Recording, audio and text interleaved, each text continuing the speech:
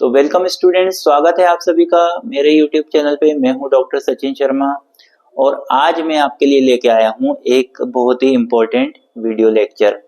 जी हाँ दोस्तों, तो ये वीडियो लेक्चर होने वाला है उन स्टूडेंट्स के लिए बहुत उपयोगी होने वाला है जो कि मध्य प्रदेश के अलग अलग कॉलेजेस में पढ़ाई कर रहे हैं। तो ऐसे स्टूडेंट्स जो कि एमपी के अलग अलग कॉलेज में पढ़ाई कर रहे हैं और उन्होंने अपना बीएससी सेकंड ईयर में मेजर सब्जेक्ट अगर बॉटनी लिया है तो उनके लिए मैं आज लेके आया हूँ उनका सिलेबस।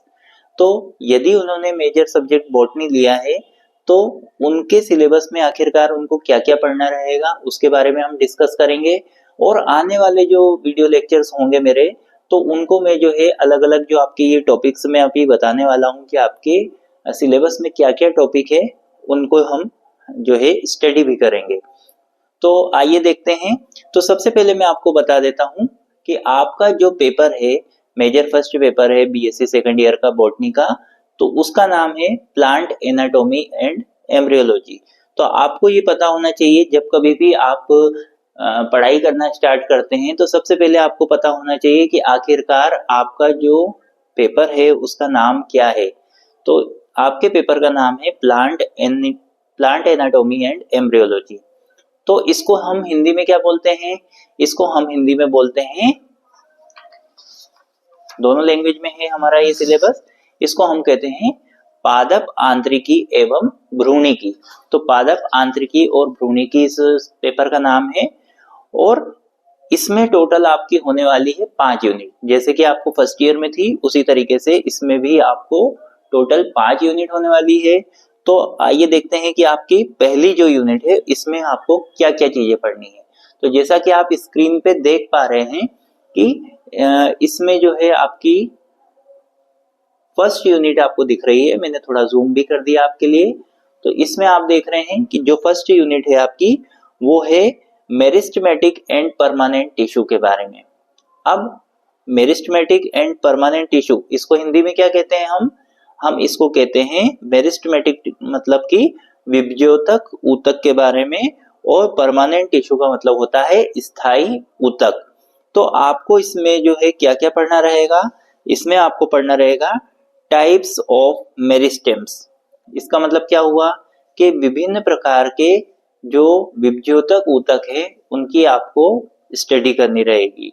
उसके बाद में organisation of root and shoot apex. तो मतलब कि इसका मतलब क्या होता है हिंदी में? इसको हम क्या कहते हैं कि आखिरकार जो जड़ और प्ररोह शीर्ष का संगठन, मतलब कि जो जड़ रहती है और जो आपका तना जो रहता है, उन जड़ और तना जो रहता है पौधे का, उसके जो शीर्ष में पाए जाने वाले जो ऊतक होते हैं, उसके जो एपिकल पार्ट में जो टिश्यूज होते हैं या सेल्स होते हैं वो किस तरीके के होते हैं उनके बारे में आपको स्टडी करना पड़ेगा। उसके बाद में आपको अगला जो टॉपिक रहेगा वो रहेगा आपका सिंपल एंड कॉम्प्लेक्स टिश्यू, सरल एवं जटिल ऊतक, ये आपको इसमें पढ़ना रहेगा। उसके बाद आपको पढ़ना रहेगा स्पेशल टाइप ऑफ टिश्यू, विशिष्ट प्रकार के ऊतक, विशिष्ट प्रकार के ऊतकों के बारे में भी आपको पढ़ना रहेगा। फिर आपको इसमें structure of dicot and monocot root stem and leaf. तो मतलब कि जो आपने पहले 11th-12th में पढ़ा है कि जो आपके एक बीज पत्री और द्विबीज पत्री जो जड़, तना और पत्ती है उसके बारे में आपको पढ़ना रहेगा। उसके बाद में आपको क्रेन्स एनाटॉमी के बारे में पढ़ना रहेगा, पिट्स और प्लाज्मोडेस्माटा के बारे में आपको पढ़ना रहेगा।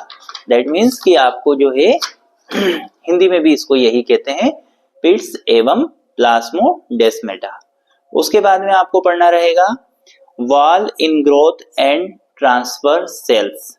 मतलब कि आपको क्या पढ़ना रहेगा? हिंदी में क्या बोलते हैं हम इसको? भित्ति अंतर्वृद्धि और स्थानांतरण कोशिकाएं, ये भी आपको पढ़ना रहेगा। उसके बाद में आपको पढ़ना रहेगा हाइडेथोड्स, केविटीज, लिथोसाइट्स एंड लेटिसिफर्स, इनके बारे में भी आपको पढ़ना रहेगा। तो मतलब कि हाइडेथोड्स क्या होते हैं, या हिंदी में अपन उसको कहेंगे जलरंध्र क्या होते हैं, गुहिकाएं क्या होती है, लिथोसाइट्स क्या होते हैं और रबर शीर क्या होते हैं, इनके बारे में आपको पढ़ना रहेगा।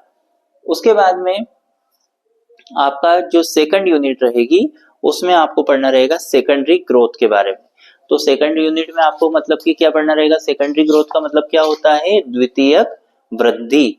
तो आपके जो द्वितीयक वृद्धि किस प्रकार की होती है उसके बारे में पढ़ना रहेगा। इसमें आपको और क्या पढ़ना रहेगा, इसमें पढ़ना रहेगा कि सेकेंडरी ग्रोथ रूट और स्टेम में कैसे होती है, मतलब कि द्वितीयक वृद्धि कैसे होती है जड़ और तना में। उसके बाद में आपको वुड के बारे में मतलब कि काष्ठ के बारे में पढ़ना रहेगा, हर्ट वुड और सेप वुड, तो इसके बारे में भी आपको पढ़ना रहेगा। Anomalous structure, adaptive and protective system, epidermis, cuticle, stomata.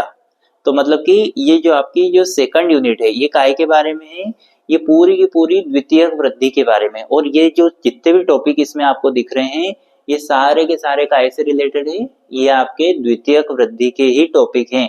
तो जब आप इनको जब मैं आपको अलग अलग टॉपिक को एक्सप्लेन करूंगा तो आपको अपने आप समझ में आता जाएगा कि मैं किस चीज के बारे में बात कर रहा हूँ। तो ये जैसे एपिडर्मिस, क्यूटिकल, स्टोमेटा, ये क्या होते हैं, एपिडर्मिस, क्यूटिकल और स्टोमेटा मतलब कि ये जो आपके जो जड़ों को अगर अपन काट के देखते हैं या अपन तने को काट के देखते हैं तो उसमें हमको ये सारी स्ट्रक्चर देखने को मिलती है। उसके बाद में आपको पढ़ना रहेगा general account of adaptation in xerophytes and hydrophytes, मतलब कि जो पौधे रहते हैं जो सूखे वातावरण में रहते हैं, शुष्क वातावरण में रहते हैं, या फिर जो पौधे पानी में रहते हैं उनमें वो कैसे वहां पे अडेप्ट करते हैं, कम पानी की जगह पे भी कैसे अडेप्ट करते हैं और ज्यादा पानी की जगह पे भी कैसे अडेप्ट करते हैं, उसके बारे में भी आपको पढ़ना रहेगा। उसके बाद में डेंड्रोक्रोनोलॉजी के बारे में मतलब कि जो है आपको कि आखिरकार जो पेड़ पौधे जो रहते हैं उनकी जो सेकेंडरी ग्रोथ होती है उसको देख करके हम कैसे अंदाजा लगा सकते हैं कि ये कितना पुराना है। उसके बाद में आपकी जो तीसरी यूनिट आपको देखने को मिल रही है ये आपकी है काय के बारे में, तीसरी यूनिट आपकी है एम्ब्रियोलॉजी के बारे में। तो एम्ब्रियोलॉजी मतलब कि क्या होता है, भ्रूणिकी। तो इसमें आपको क्या पढ़ना रहेगा, history and importance of embryology की, मतलब कि इसके आपको इतिहास और क्या उपयोगिता है भ्रूणिकी को पढ़ने की उसके बारे में है। फिर आपको structure of flower, anther and pollen, तो मतलब कि आपको पौधे के जो फ्लावर रहते हैं मतलब कि जो पुष्प रहते हैं उसके बारे में आपको स्टडी करना है कि भाई उसमें एंथर कैसे होते हैं, पोलन ग्रेन्स कैसे होते हैं। उसके बाद में माइक्रो स्पोरोजेनेसिस, मेगा स्पोरोजेनेसिस, इनके बारे में भी आपको पढ़ना रहेगा। तो मतलब कि ये आपके लघु बीजाणु जनन, ये जैसे कि यहाँ पे हिंदी में भी दे रखा है, ये दे रखा है पुष्प परागकोश पराग की संरचना, लघु बीजाणु जनन और गुरु बीजाणु जनन, इनके बारे में आपको पढ़ना रहेगा। उसके बाद में आपका आएगा बीजांड की संरचना, मतलब कि बीजांड की संरचना मतलब क्या हुआ आपका,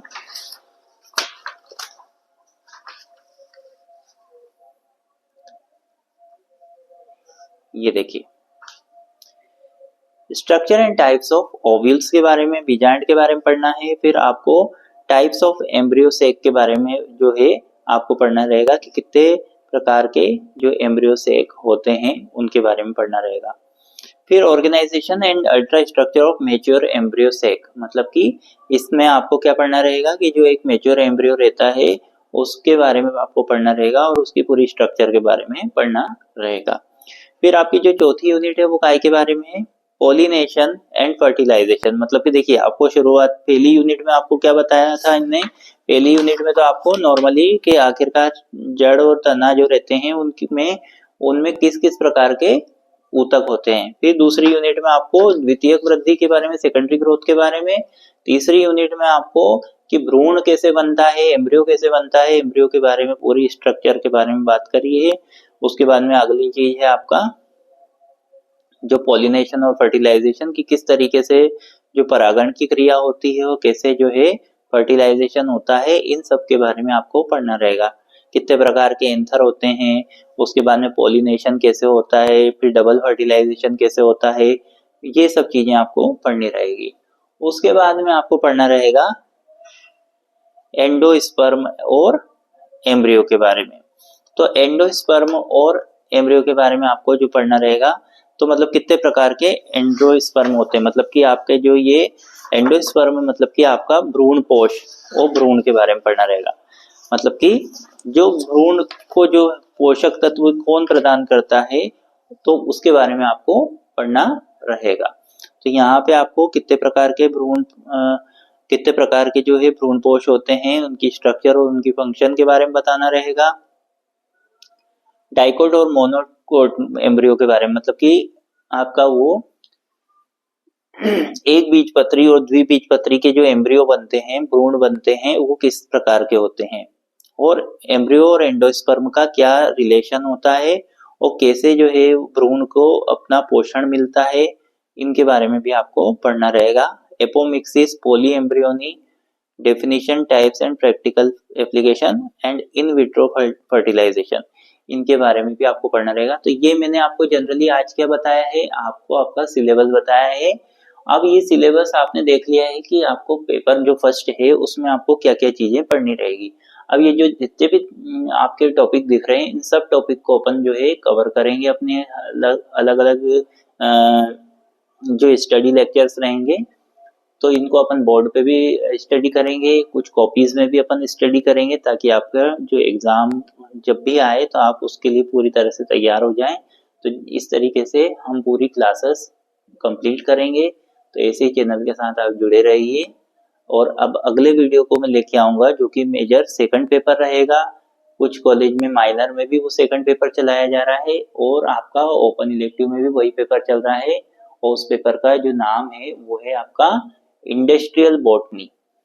इंडस्ट्रियल बॉटनी मतलब कि औद्योगिक वनस्पति विज्ञान, उसके बारे में भी मैं अगले वीडियो में आपके लिए लेके आने वाला हूँ।